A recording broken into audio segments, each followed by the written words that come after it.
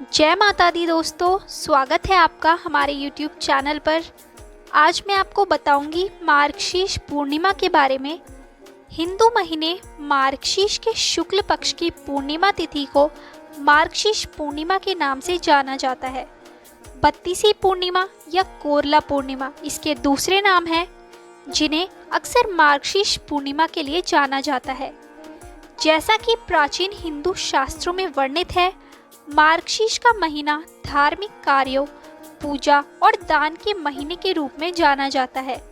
ऐसा माना जाता है कि इस महीने से सतयुग का युग शुरू हुआ था और यही कारण है कि इस दिन किए गए तपस्या, पूजा और अन्य शुभ कार्य अत्यधिक फलदायक होते हैं।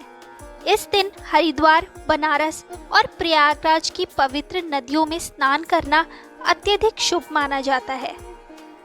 आइए अब जानते हैं मार्गशीर्ष पूर्णिमा व्रत का महत्व क्या है।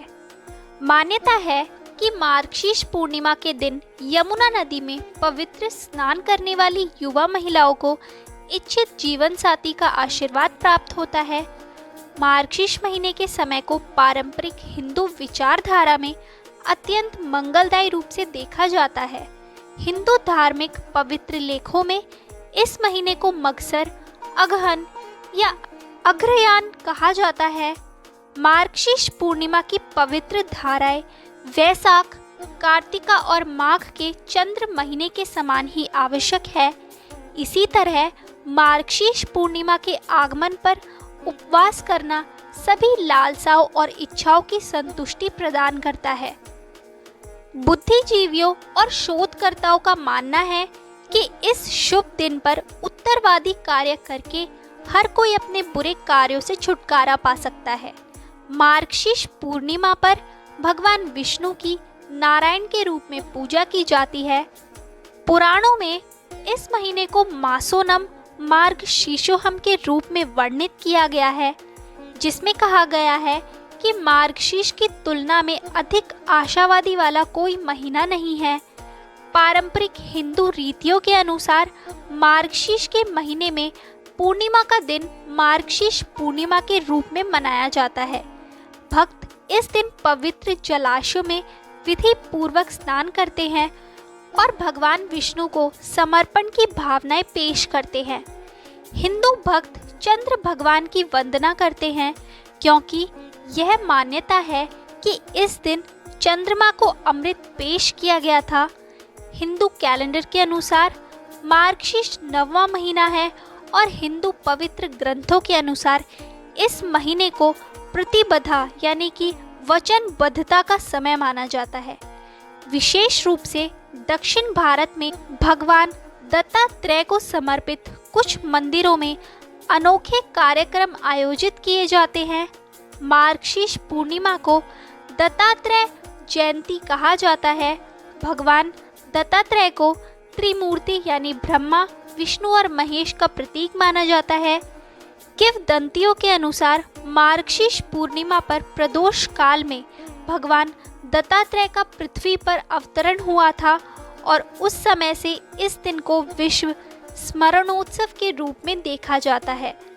भारत के कुछ स्थानों में मार्गशीर्ष पूर्णिमा को बत्तीसी पूर्णिमा, कोरला पूर्णिमा, नारका पूर्णिमा या मार्गशीर्ष पूनम उदया तिथि पूर्णिमा के रूप में मनाया जाता है।